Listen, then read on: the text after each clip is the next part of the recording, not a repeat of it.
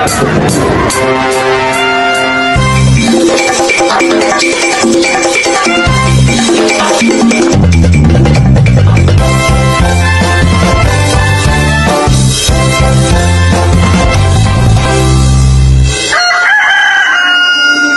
bawat pagsikat ng araw, kagandahan ay matatanaw.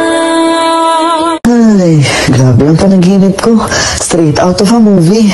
Ito si Juan, sanay sa Ingles at teknolohiya at ngayon minumulto ng kanyang sariling pagkakakilanlan. Juan, mag-almusal na tayo. Ito naman si Lolo Dencio, isang matandang bitbit ng alaala ng wika, kasaysayan at diwa ng bayan. Good morning, Lo.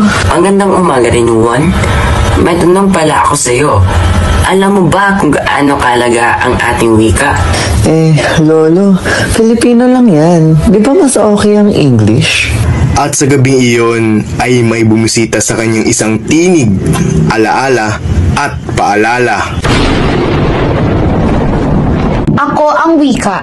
Ako'y isinilang sa puso ng inyong lahi. Ngunit ngayon, unti-unti ninyo akong nakalilimutan.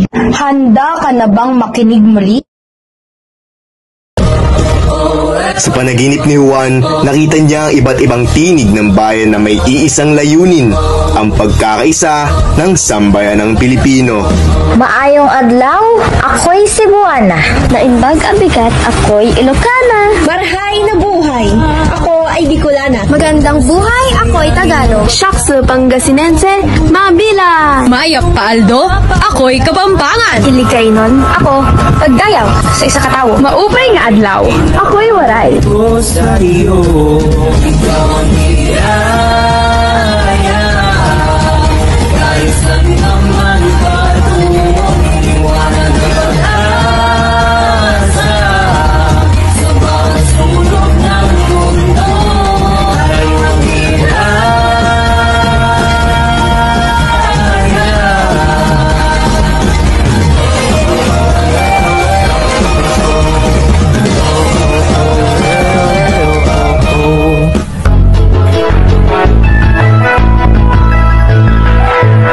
barkada namin may pangarap na nais abutin.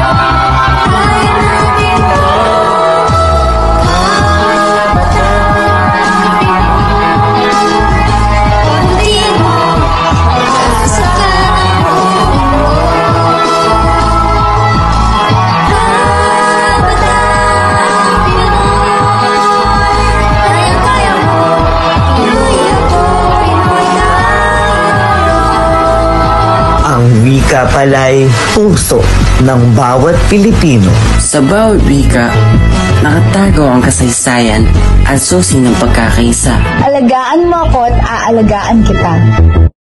Piliin mo inang Pilipinas, piliin mo inang Pilipinas, piliin mo inang Pilipinas.